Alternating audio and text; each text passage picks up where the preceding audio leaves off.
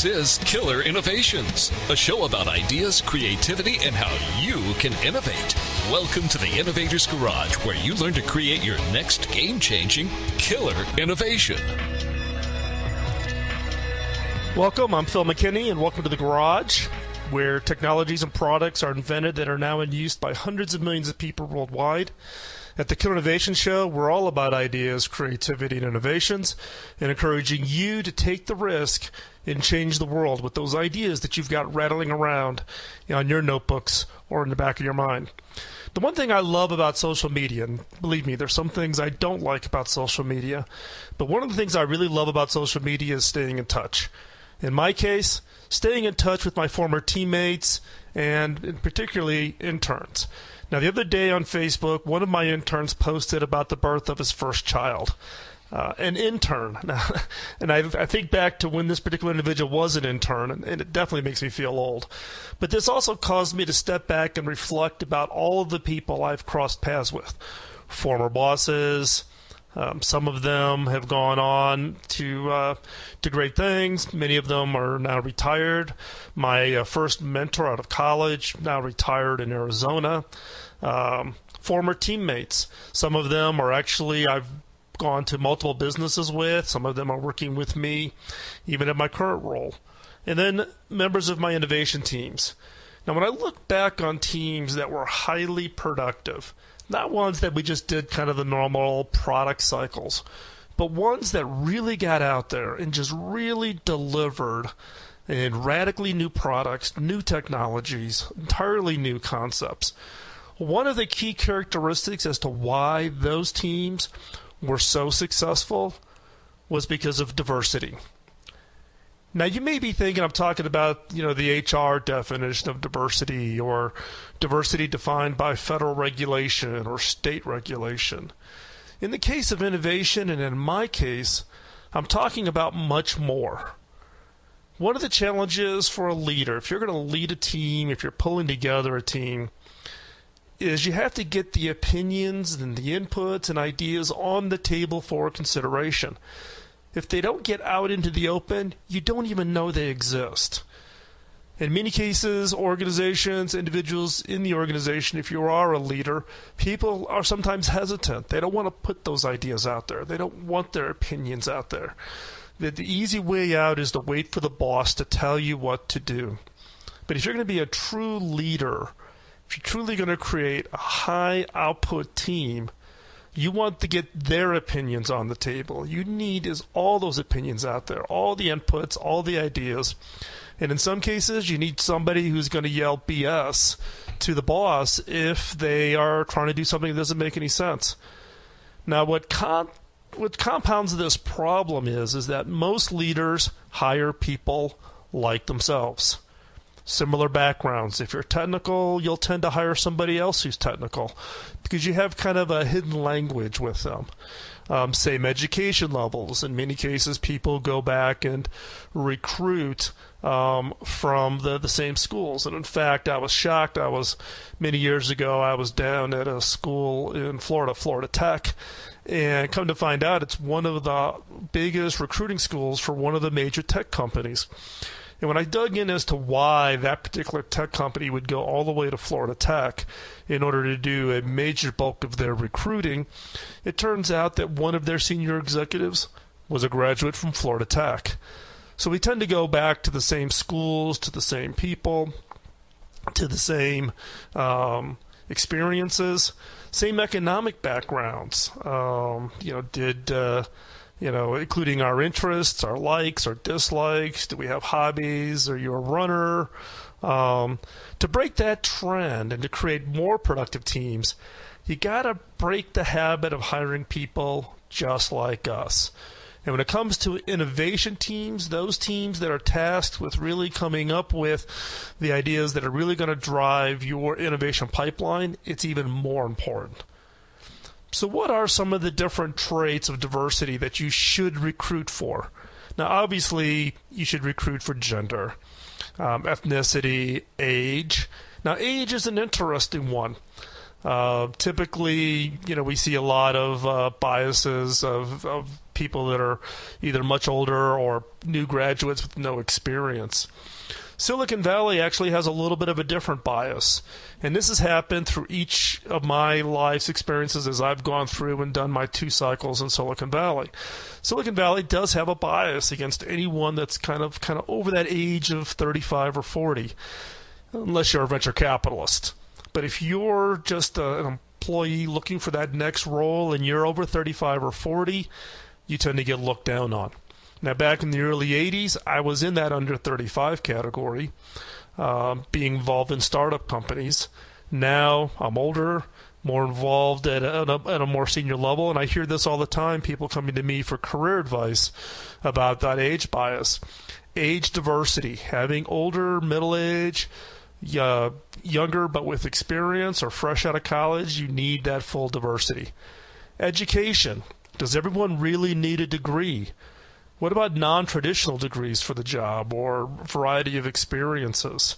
Education is not the qualifier that it used to be, at least not in my book. Relevant experience. Do you hire people who only have very, very long timelines of history with a particular industry or technology? Mix long experience with no experience. Economic upbringing. Did you come from a family with money, or did you come from middle class or lower middle class? Did you struggle as growing up?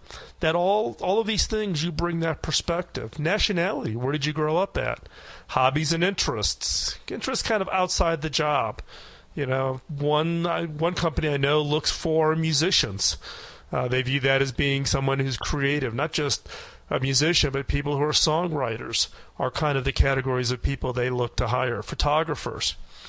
And also think about introverts versus extroverts. There is this kind of perspective that extroverts are better innovators because they're out there, they talk more, they're more outgoing. But in many cases, and in fact, I just did a Facebook post on it this last week, you can go look it up, talking about introverts versus extroverts and how introverts are actually critical to your team. Now, these traits, and this isn't all of them, this is more of a representative example to show you that it isn't just the typical HR view of diversity. These are all important. And what you want is you want people to bring a variety of perspectives and experiences. If you're developing a certain kind of product or service, having people on the team, some people maybe have got a college degree, some of them are just high school graduates. Some of them maybe came from a background where their family had money, and some people who didn't. Some people who were born in the U.S., people who were born outside the U.S. All of those bring perspectives to ultimately build a much better product that is much more accepted on a global basis. So when you think about hiring, you do have to think about these traits and get out of that habit of hiring people just like us. Hiring people that are the same age or have the same degree or all technical or all single or all married with little young kids or middle-aged or all from North America or all from Western Europe. Drive that diversity. The broader the diversity, in my experience, when I look back on the teams, those teams that are absolutely the broadest in the diversity are the ones that had the highest output because you brought all those perspectives together.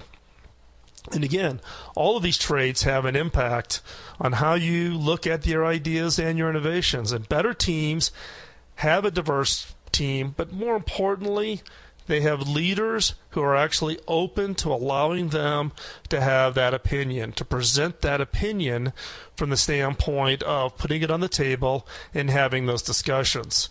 Otherwise, the homogenous teams will only look at a new idea through a very narrow lens and view themselves as a proxy for the customer. And as I've said multiple times, we are not a good proxy for our customers.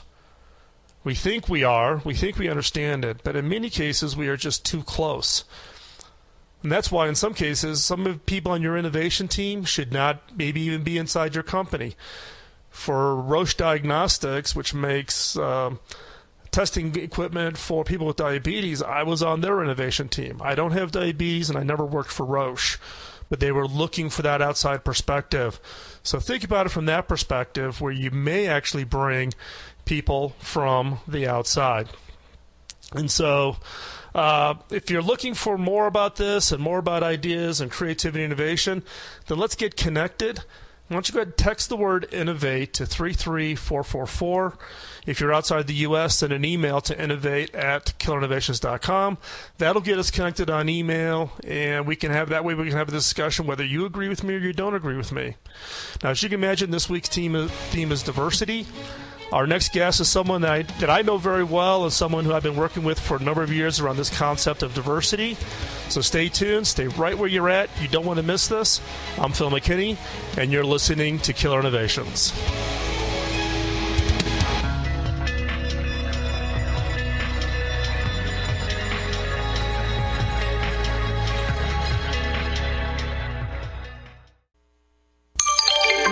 Biz Talk Radio.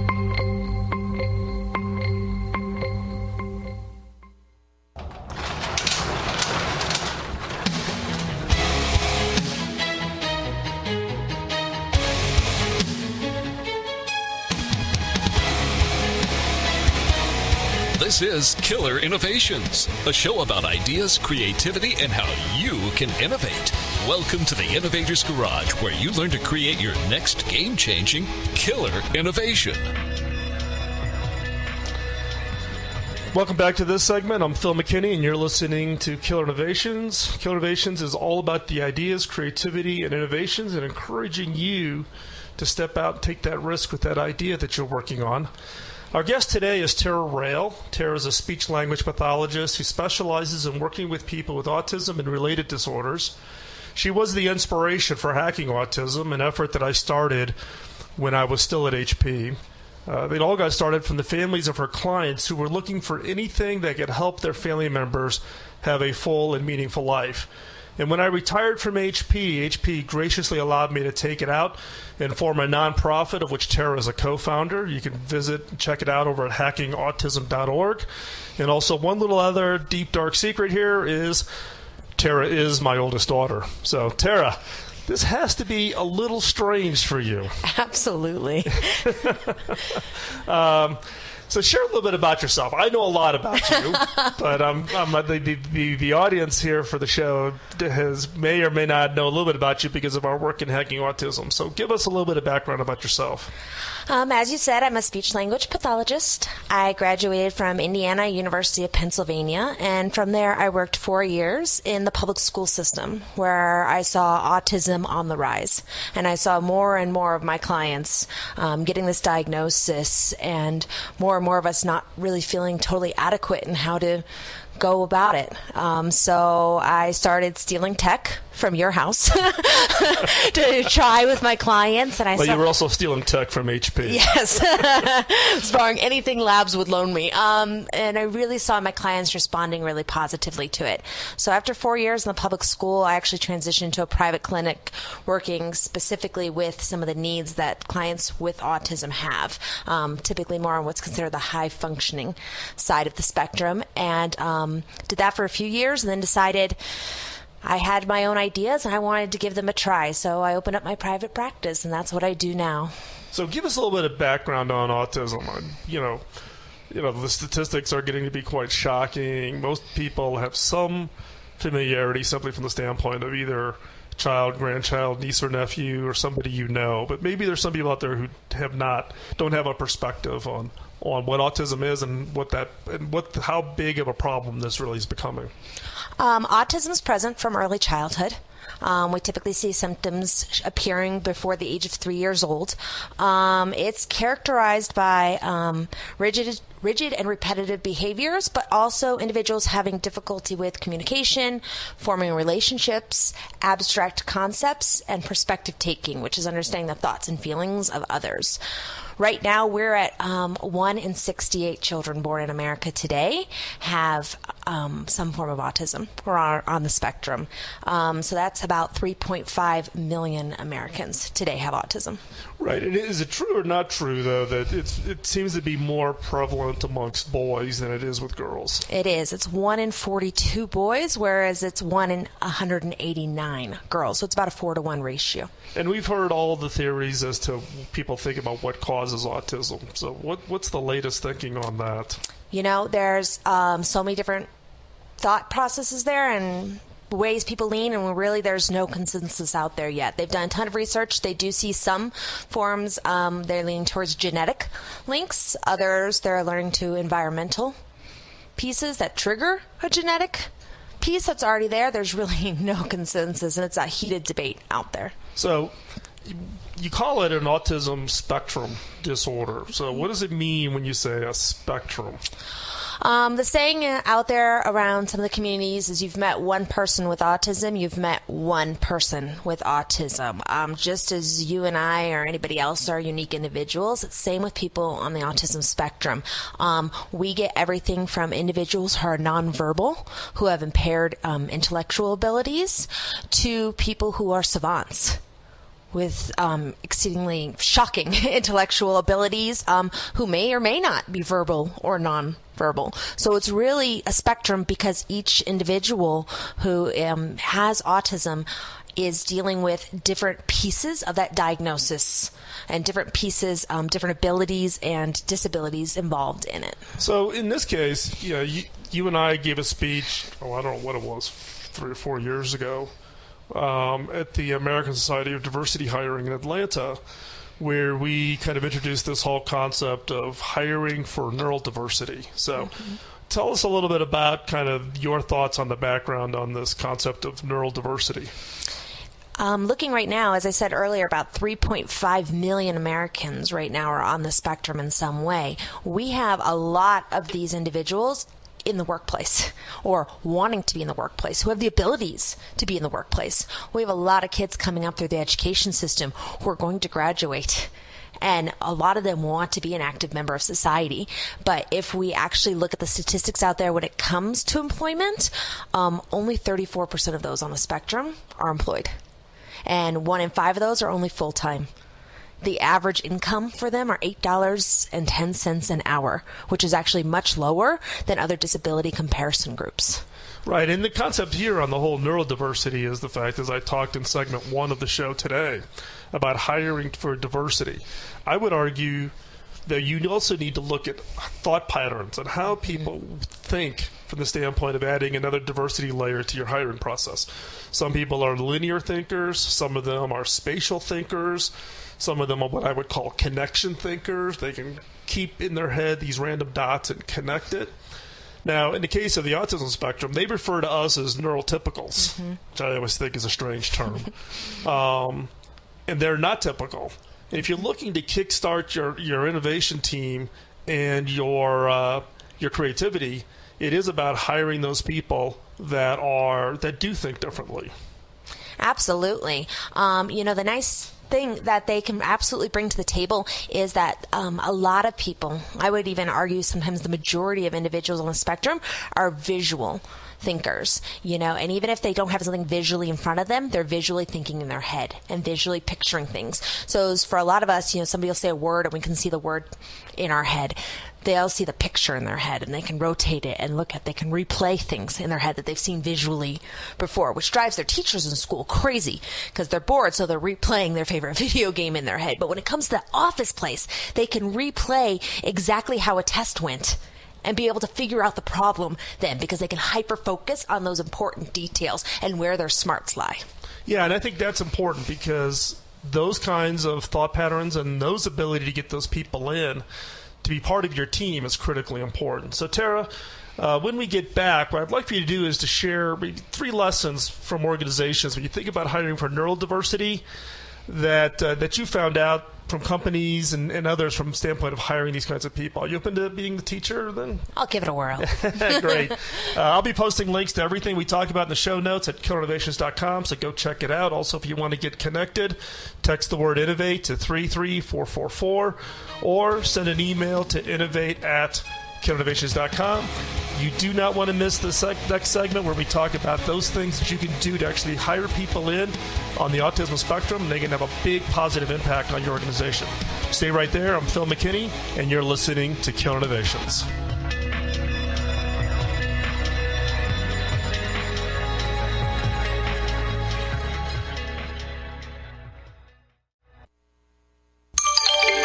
Biz Talk Radio.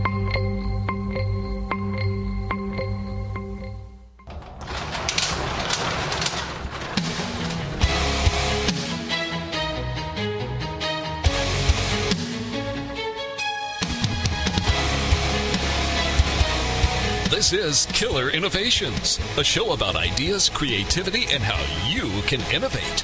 Welcome to the Innovator's Garage, where you learn to create your next game-changing killer innovation. So welcome back to this segment. Our guest today is Tara Rail, a speech-language pathologist specializing in working with people with autism. The topic today is around diversity, and diversity from a standpoint of how do you hire certain traits into your innovation teams that are really going to drive your innovation pipeline. And the topic specifically for this segment is around neurodiversity, hiring people who think differently than you. And the discussion for this segment really is going to be around those people that are on the autism spectrum. It's 1 out of every 68 being diagnosed with autism. So they are already in the workforce. Odds are if you work for any kind of an organization of any significant size, you already have people in your workforce that are on the autism spectrum. And the key here is to leverage them. Take advantage of the fact that they see everything differently. They look at your problems, your opportunities, your potential innovations, and they see everything differently. So, Tara, as we stated, we closed out the last segment, you were going to give us those 3 lessons that I've learned from organizations that have hired people on the autism spectrum. So, are you ready? Ready. Ready. Good. Give us number 1. Number 1 is what I like to call phone a friend. If you have no experience with individuals on the autism spectrum, someone you know does. As you said, 1 in 68 are diagnosed currently. So either you're impacted or someone close to you has been impacted. So the first thing you need to do is really make sure that you understand autism. So go talk to a person with autism. Go to a local autism society meeting. If it's your niece, go over and spend an hour or 2 with her and talk to the families, talk to those who are supporting these individuals, and see what their life is like and what they do have to offer. So are there outside organizations that could also help that? I mean, I know I'm familiar with Specialist Stern, which actually helps companies think about the hiring process of bringing these kinds of people in, as far as training leaders to really think about this. Typically, your state government as well has representatives and people who are helping train, not even just with autism, but, returning vets, et cetera, who are working to overcome traumatic brain injuries or other pieces. So typically they also have systems where they're training individuals and bringing them in, as well as there's groups out there run by parents and individuals with autism through the Autism Society or Autism Speaks, places like that where people are coming together and looking for job training and collaborating. Yeah, and I think the challenge with all of that is if you're not familiar with it, then it's the fear of the unknown. Exactly. Right? And like I said, odds are if you work in any kind of size organization, you've got them in your workforce now. They typically are the people who maybe aren't as socially outgoing. They're not as engaged as a team. They sometimes will do things that people may consider as rude or inconsiderate. They think of it as being factual and honest, which is a trait for people on the spectrum. So let's go on to number 2. What's the number 2? Number 2 is ask the audience. Just as you were just saying, there's probably already people within your organization who are on the autism spectrum, either diagnosed or undiagnosed at this point in time, because you got to take into consideration a lot of the workforce now came through the schools at a time where they didn't necessarily have this diagnosis, or their diagnosis was less known. So check the culture that you already have in your current workplace. Seek out those individuals who maybe aren't fitting in, whether or not they have autism. If they're having social difficulties and not fitting in, this is a great place to start working on the culture of the workplace and start seeing of ways of integrating them in. So it's not just using their brains, but also making them an active member of your team too. Yeah, I mean, look, if you work, like I said, in any kind of a large organization, you have these people on. In my previous lives, I've had people that clearly fell onto the spectrum. But they were absolutely amazing in the work that they could produce if you managed them appropriately. And typical management styles for people on the spectrum don't work. But you can leverage that ability for them to hyper-focus, be incredibly smart, high output, if you manage them appropriately, which means you've got to get away from kind of the traditional hiring methods. The typical performance review processes don't work for them. They don't pick up on subtleties. You need to be factual. You almost kind of, a little bit be in their face a little bit to tell them what to do and what not to do and what's appropriate and what's not appropriate. But yeah, the key is many corporate cultures don't accept these kinds of people in. And in many cases, we bounce them out because we don't see them as a cultural fit because, quote, they're not a team player. Or they, maybe they're a little too candid than what's typically allowed. And in some cases, organizations do have to change. And do you think organizations can change effectively to support these people? Absolutely, but it has to be willing to change. And it can't just be one person high up who needs to make the change. They need to sell it hardcore so that the culture of the company as a whole can make this shift. Okay, so what's number 3? Number 3 is what I call the 50-50. These individuals on the spectrum are having to come in and a lot of times fight against what's comfortable for them in order to fit into the culture there. So just as we were saying before, with the culture needing to shift, the workplace needs to put in as much effort as these individuals are putting in as well. If they are coming in just as much as they need training of how to work in our workplace, the workplace needs training as well. The people on their team, their supervisors, they need a team. As you said before, the HR process needs to change. They cannot go through the same hiring process that everybody else does because a lot of it involves those abstract concepts, which we know are difficult for them. Yeah, so in case of the hiring, how should companies think about changing the hiring process to get these people in who could be hugely valuable for their innovation and creative work? A portfolio process where you can actually see what they can do, not necessarily what they can sit and impress you with sitting across a desk from you and using this abstract language to describe their abilities. Look at what their actual abilities are. Take out the computer process in the beginning in which they have to answer questions to even get into their first resume. Instead, be willing to meet with these people face to face and see where they can fit in your organization. Yeah, I think that is an important, right? A lot of larger organizations have gone to this electronic screening method where we ask questions and, based on their answers, you kind of filter their resume to the top of the stack.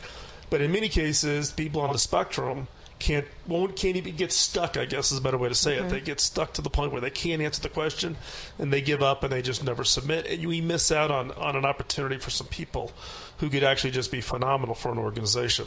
Absolutely. So you need to find somebody on your team who can meet that person face to face and see the skills that they can bring, and not just their differences that they would bring to the workplace. Now, over the years, though, I noticed that a lot of families get frustrated because of the lack of employment opportunities for their kids. As we've gone through, these kids have been diagnosed, they've gone through school. In many cases, they're aged out of the support programs they've got. So what are parents doing out there to kind of almost backstop this, right? I mean, I'm seeing some of them are actually going out and starting companies to actually hire people on the spectrum. That's a big thing. It's a big conversation that I heard in the waiting room a lot when I used to work in Silicon Valley, which was the fathers getting together. What do you do? What do I do? How can we hire our kids in the future? Because no one else will hire my child, even though his IQ's off the charts and he's got the language abilities. Everyone's just going to see a quirky kid and never give my kid a chance. There's companies that have started car washes. Companies have started data testing and data entry and data analysis and really just harnessing what these individuals have to offer, a lot of times regardless of where their intellectual abilities are, and looking just solely at their ability instead of their disability. Yeah, I mean, the examples you give, the car wash is Rising Tide down in Florida. Tom and his father formed Rising Tide because the second son is autistic. And so 100% of the line staff that actually are cleaning the cars and that are on the spectrum. And it's been phenomenally successful. Also, Asperitech in Chicago doing software testing. In fact, my company, we hire them to do all of our internal web testing now, and it's been a phenomenal experience. But parents trying to do this on their own to hire their own kids, we, the rest of the business community, we are missing out. Absolutely. These kids and these young adults can offer phenomenal value, particularly given that they look at problems differently, which on the innovation game is hugely valuable in looking at everything differently. We need to get out of our shell, go out there and find them, leverage them, and look on how we can bring them in. So, hey, Tara, thanks a lot for coming in. I know this was this is a passionate thing for you and I with hackingautism.org, but I think it's hugely valuable from the standpoint of trying to raise awareness that there are these people that can join and be an effective member of any organization. So, if you want to follow what we're doing, you can check us out over at hackingautism.org. Also, if you want to connect via email with me, just text the word innovate to 33444. If you're outside the U.S., just drop an email to innovate@killerinnovations.com. And when we come back, I've got a brain hack for you, this week's killer question. So stay right there. I'm Phil McKinney, and this is Killer Innovations on the BizTalk Radio Network.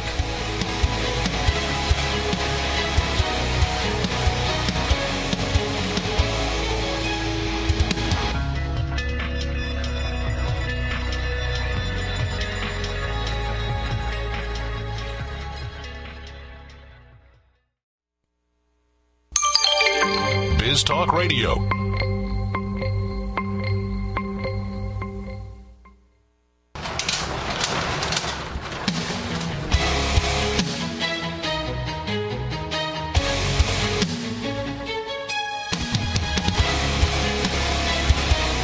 This is Killer Innovations, a show about ideas, creativity, and how you can innovate.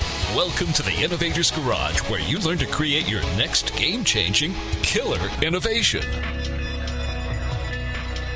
So how are you doing with this week's creative muscle exercise? My objective is to give you challenges each week that will cause you to exercise your creativity. So get out your Moleskine or whatever it is you capture ideas, your Evernote, napkins, whatever it is, and carry it with you. As each week goes by, it becomes easier just to capture all those ideas. Look for things that frustrate you, that frustrate others, but get in the habit of writing them down. So as I've said in the past, questions are a mind hack. Your brain cannot stop from answering it. So what's the mind hack for this week? This week's killer question is, what is surprisingly inconvenient about my product? What is surprisingly inconvenient about my product? Now, the designers and engineers who worked at HP faced many challenges in getting their ideas signed off. It's a long process to get from an idea to a prototype, if you can imagine an organization that big. But before any product can hit the market, it always faced one final test. I would take the product home, give it to my wife, and say, tell me what you think. Now, my wife is extremely smart. She's a nurse by training, very focused, but she is emphatically not a techie. She doesn't care how a gadget works. She just wants it to work. Now, her lack of specialized knowledge has been hugely valuable for me over the years. If I'm testing new products, I can troubleshoot it. I can pretty much figure out what the problem is. On the other hand, if my wife can't get her product to work, the first thing she does is call me up and yell at me, which is great incentive to get our products, when I was at HP, as flawless as possible, because I wanted to put myself out of the role of being the family CTO. Now, years ago, when we were relocating from our old house in Virginia to California, she was a little nervous about the drive. She was going to have to relocate her stained glass studio. She's also a stained glass artist. And she was nervous. Now, luckily, I had just been given the first working model for the latest GPS device that HP was about to go into production on. Now, this product, I'm going to think that this was like 2003, 2004. So I got the hold of this product. I gave her a quick lesson, and off she went. 3 days later, she calls me from the road, almost speechless with rage. Now, the GPS device looked great, had the latest hardware feature that anyone could want, the processor, the screen, the GPS systems. What it didn't have was accurate maps. Now, every time my wife searched for a rest stop, it came up empty. Now, when she finally made it out west, she met me for lunch at the cafeteria in the building, in the campus. And the head of the division that developed the product came up and asked her what she thought. Now, I'm sitting here giving this executive kind of the sign of don't ask, go away, don't ask. Guess what her response was? Her response was, well, it was clearly designed by a guy, because I stopped at every crummy gas station bathroom between here and Kentucky. Now, the GPS was super fast, looked great, but it had completely missed the mark on why people buy GPS devices, which is based almost purely on the quality of the maps. Great hardware can't compensate for faulty software. Now, the GPS device failed the wife test, and it had failed my test too. It was sent back to the drawing board, and in fact, that product was killed. It was never shipped. Now, there are two ways to uncover these kinds of potential annoyances in how your new or existing products work. One is to observe your customers. Go out and actually watch them doing it. And the second is use the product yourself. Either way, you need to be fanatical about consistently improving the product and getting rid of the problems you uncover. Keep in mind that I've observed major differences between how men and women handle the issues. Guys typically will go and wrestle that device down and won't let the gadget win. The women typically give technology 3 chances. Tries the first time out, doesn't work, it's annoying. Second time out, really upset. Third time out, it's going back to the store. It's one of the reasons why I relied so heavily on the wife test. My wife is a zero-tolerance consumer. If you don't have a zero-tolerance consumer, you need to find one and embrace them. Have them test your products and give you the unvarnished truth about your products and its usefulness. So some additional questions are, how do you uncover what customers perceive to be inconvenient about your product? And are you aware of the inconveniences? 2, do you use your own product and service? Do you use it yourself? And then what's your version of the wife test? So this week's killer question is, what is surprisingly inconvenient about my product? So this week's exercise is go find 3 inconveniences. Man, I'm having a hard time with that word. Go find 3 inconveniences you were not aware of with your product or service. Then for each, brainstorm 5 ways on how to remove it. So you're looking for 15 ideas in total. So get your notebook out and exercise your creative muscle. Set aside 15 minutes a day. That's not much time, but it could have a huge impact on you and your career. Share your homework by sending to me at phil@killerinnovations.com, and I'll share the best ideas on the show. If you mark it private, I won't share it, but I will reply, and I reply to every email that comes in. And don't think that you only have the 1 week. If you're listening to this podcast after the broadcast date, go ahead. Send it in. Let's see, as we close out this week's show, I want to continue to make you aware of, I'm giving away a 2-hour audio course I created years ago called How to Create Killer Innovations, giving it away for free. Just text the word innovate to 33444 or send an email to innovate@killerinnovations.com. While you're at it, go ahead and check out killerinnovations.com. The new site is live. It's still in beta mode. Also, don't miss out on the other great shows over at BizTalk Radio Network at biztalkradio.com. And while you're there, grab the mobile app, and you can listen to this show live along with any of the other BizTalk Radio shows. Today's show was engineered by Brandon. He's in the studio helping me out. He has a difficult job of trying to keep me on track. If you know an innovator has a story that we should hear, drop me a note at phil@killerinnovations.com. Also, please drop me a note. Let me know. Give me some feedback. Always looking for your input and suggestions. If you've got guests or if you suggest other segments for the show, love to hear it. So just drop me a note. I'm Phil McKinney, and don't let the innovation antibodies get you down. Keep on innovating, and we'll see you next week. Bye-bye.